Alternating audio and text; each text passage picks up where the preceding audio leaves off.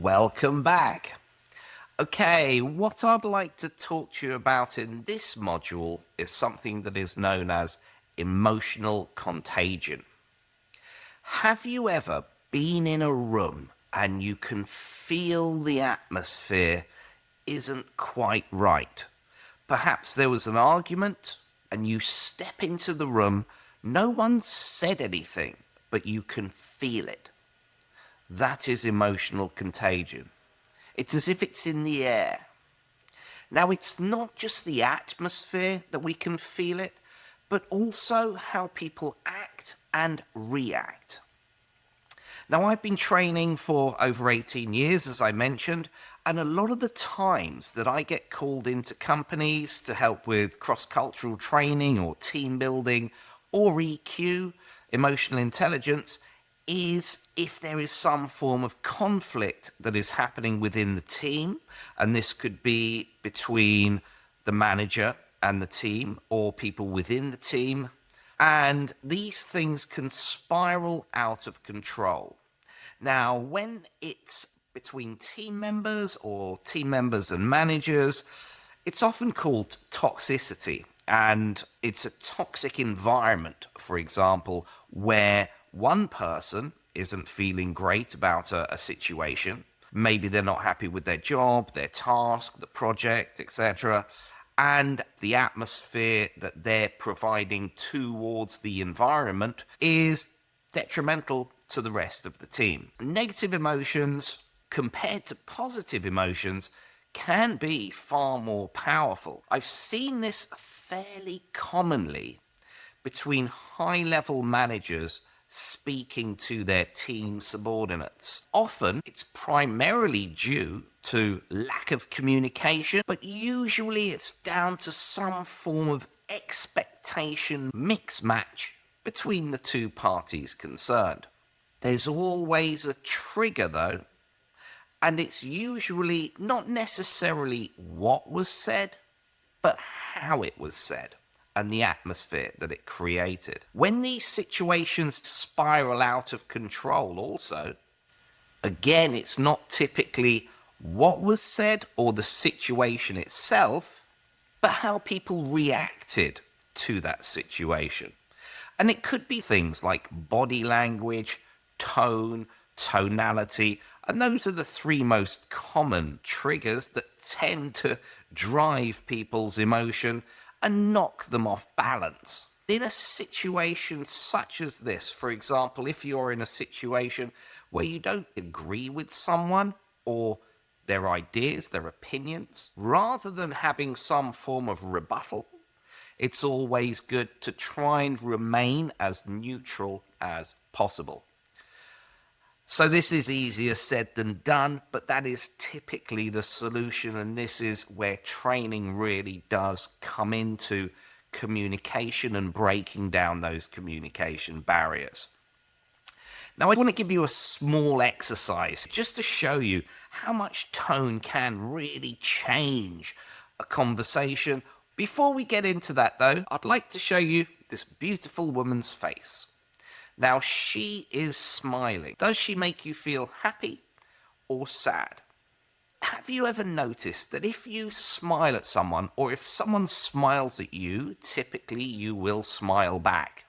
Now, I do this countless times with countless groups, and I'll literally ask somebody in the room to smile at another person.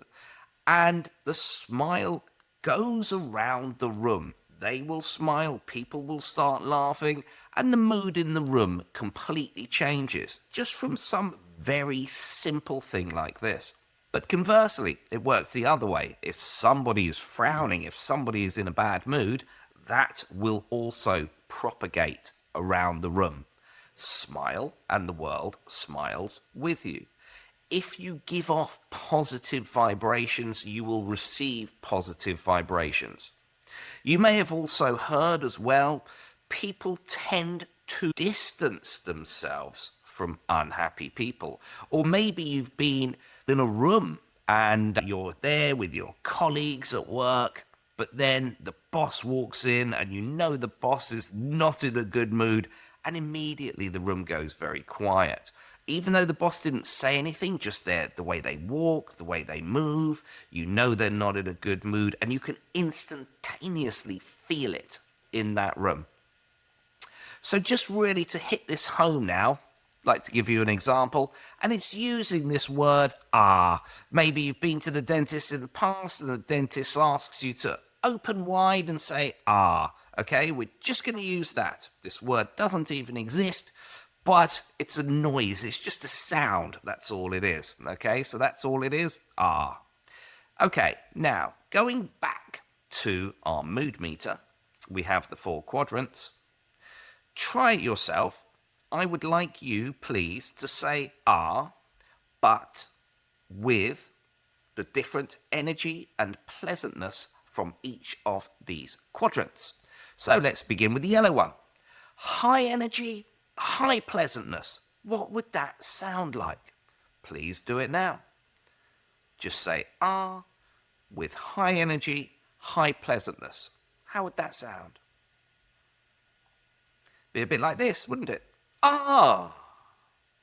We can feel it. We can feel the positivity. We can feel the happiness. And as you can see there, there's a little light bulb where the guy has just had a great idea, maybe through brainstorming. What about if it was low energy and high pleasantness? How would that sound?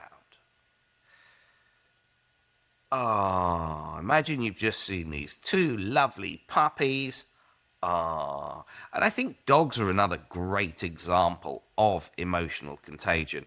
I'm a dog lover. I've had dogs all my life. I have 2 dogs now, and they can feel the energy in the room. And if the energy isn't good, they will tend to distance themselves. Well, as soon as the energy comes back in the room and everyone's happy, they'll come right back in again. They can really pick up on these little triggers and these little changes in the atmosphere. But yeah, if it is in the green. What about the blue? How would that sound? Same word again.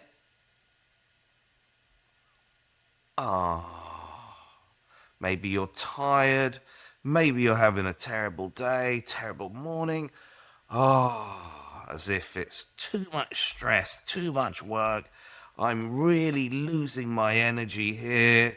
Not feeling very energetic, not feeling very pleasant. I've got all this stuff on my desk. Low energy, low pleasantness. What about the red? Okay, this is extremely interesting when I do this in groups. But yeah, typically high energy, low pleasantness. It's more of a scream. It's like you're pulling your hair out. So just this sound in different quadrants expresses itself in different ways using these different colors. Now, bring in the body language as well. So, imagine you're doing the same word, high energy, high pleasantness, but now you're bringing in the body language as well. What would that be like? Yes, it would be, maybe your hands will fly up in the air. I see what you mean. And what about the green? It's more relaxing. Maybe your hands would open. Maybe your arms would open. It's more of a relaxing, gentle. If it's the blue, just like the lady here, hand on their head. Very tired, not really having the best time at the moment. And same, we saw with the guy with the red. Yeah, he's ripping his hair out.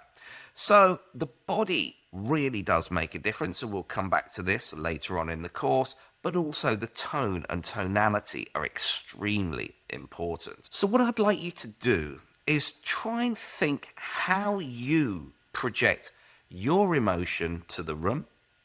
When you walk in the room, are you always in a good mood? Are you always happy, smiley? Or do you come into the room a bit in the blue, shoulders down, hunched up, not really happy about the situation where you are? Or are you in the green, you just sort of swim in?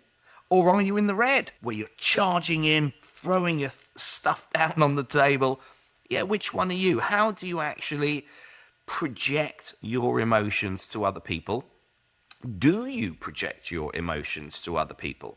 I do a lot of training in Asia, and people in Asia typically don't express their emotions as much as the Western world.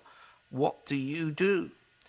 The main point of this is to make you aware that even though you might not necessarily be speaking to people, even though you might not necessarily be directly communicating with people, the way people respond to you will be directly related to how you are interacting with the air and the environment around you. So again, in your notebooks, on a different page, try and think of any situations whereby you may have changed the atmosphere in the room for the positive, but also for the negative. So perhaps you want to divide your page into two and think, okay, so yes, when I came in the room, I lit it up like a bright light.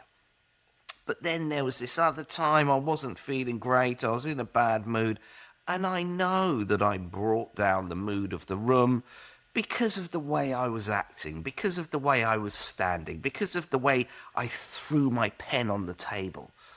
Try and make some notes of these things so that you know what to do more of and what to do less of next time. Please give that some thought, and I'll see you in the next module. Many thanks.